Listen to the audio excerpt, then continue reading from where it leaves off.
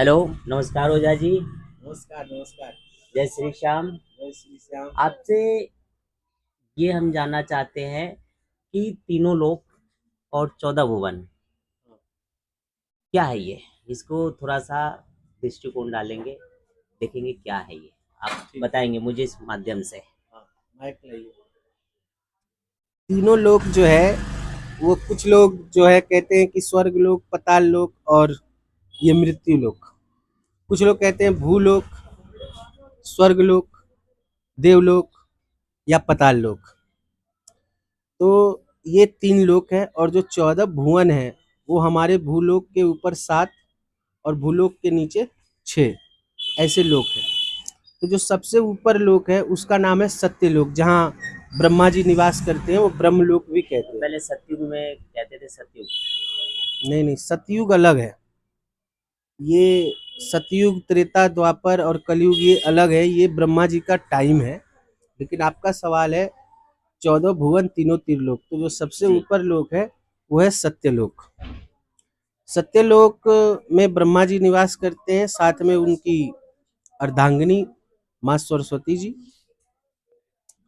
और बाकी बहुत दिव्य आत्माएं रहते हैं जिन्होंने बहुत पुण्य किया है, वो सत्यलोक में विराजमान है। उसके बाद आपका आता है तपलोक, जहाँ 4 कुमार हैं, 5 साल का उम्र है उनका, और वो भगवान विष्णु के अनन्य भक्त हैं और वो इतने तपस्वी हैं कि वो किसी लोक में आ जा सकते हैं, जिनका नाम है सनक, सनंत, सनंदन और संत कुमार। जी, उसके बहुत अच्छे। नीचे है जनक लोक, जहाँ बहुत सारे दिव्य देवता लोग रहते हैं। उसके नीचे है स्वर्गलोक, जिसमें 33 देवी देवताएं रहते हैं। दो 7 मुख वाली हाथी भी रहती है, सूंड वाली, और उड़ने वाला घोड़ा एरावत, रावत। रोग से मुक्त। वहाँ का एक दिन हमारे धरती पे 1 साल होता है। उसके नीचे अगर आप आ जाएंगे तो भूअर लोक पड़ता है, जहाँ पे दिव्य ऋषि मुनि रहते हैं जी, और उनके कर्म के अनुसार उनको कहाँ भेजा जाएगा ये अंत में पता चलता है। उसके नीचे ये हमारा जो है मृत्यु लोक है, नश्वर लोक भी कहते हैं, समय से जिसपे बंधा हुआ। जिसपे हम लोग अभी हैं वो मृत लोक है। हाँ, ये मृत्यु लोक है। यहाँ जो व्यक्ति पैदा हुआ है उसको मरना है, चाहे वो कोई भी हो, कोई जीव हो, जिसमें भी जीव है उसको एक दिन मरना है। यहाँ का ये नियम है। और नीचे जो है वो पहले है अतल लोक, फिर वितल लोक, फिर सुतल लोक, इसके बाद तलातल और रसातल और लास्ट में पताल। ऐसे ये 14 भुवन और तीनों त्रिलोक हैं। आप देखेंगे कि ये अपने कर्मों के अनुसार इन सब लोकों में व्यक्ति घूमता रहता है, लेकिन सिर्फ मौत और जन्म हमारे इसी धरती पे होता है, यानी और जीवन जगह नहीं जीवन होता। जीवन मरण का ये चक्र है जो आ रहा है, जा रहा है, चैनलें घूमते रह रहा है। हाँ, ये सिर्फ हमारे इस भूलोक पे होता है और जगह नहीं होता है। और ये कर्म के हिसाब से ही क्या ज़िंदगी दोबारा मिलता है मुंह पे या लगा के बोलो, ये मुंह पे लगा। ये कर्म के हिसाब से ज़िंदगी दोबारा मिलता है? कहते हैं कि मरण के बाद फिर पुनर्जन्म जन्म होते हैं, पुनर्जन्म के बाद क्या फिर से पुनर्जन्म, जन्म होता है, पुनर्जन्म, पुनर्जन्म पुनर्जन्म। या मतलब क्या है ये? हाँ, मैं बताता हूँ।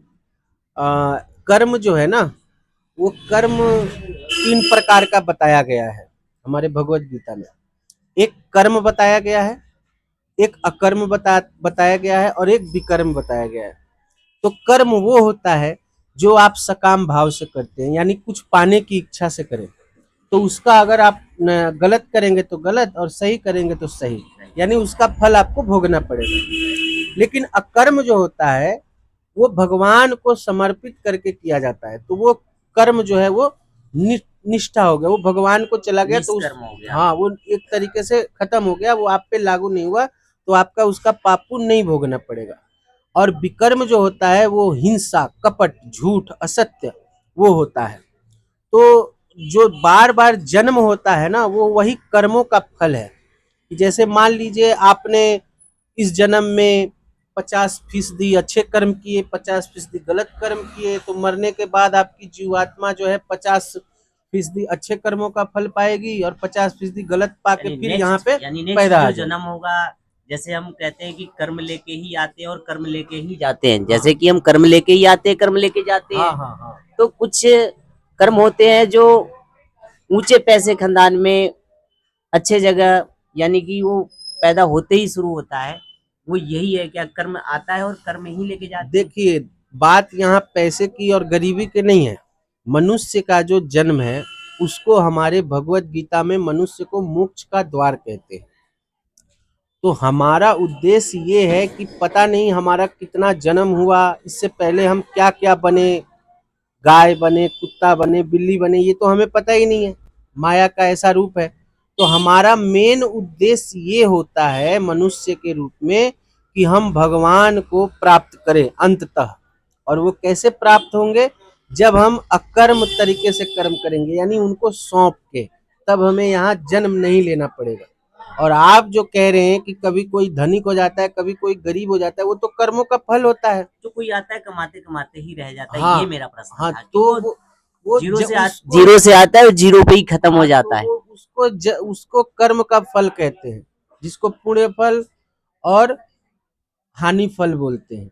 वो वही है जन्म जन्मांतर, यानी आपको बार बार यहाँ आना है, भगवान से आप मिल नहीं पाएंगे। जो आत्मा और परमात्मा का मिलन है वो नहीं हो पाता। उस मिलन के लिए ही मनुष्य का जन्म होता है। भगवान भी, जी बहुत अच्छे, माया के जाल में भटकते रह जाते हैं। हाँ, भगवान भी आपको, प्रेमानंद जी भी, कई बार आपने वीडियो देखा होगा, वो कहते हैं कि जब कोई गर्भ में जीव आता है तो भगवान उसको दर्शन देते हैं और उसके सारे जन्मों का वृत्तांत उसको सुनाते हैं। और वो जीव उनसे हाथ जोड़कर कहता है कि हे प्रभु, आप मुझे इस संसार में भेजिए, मैं आपका नाम लूंगा, मैं बहुत आपका पूजा पाठ करूंगा, अंततः आपको प्राप्त करूंगा।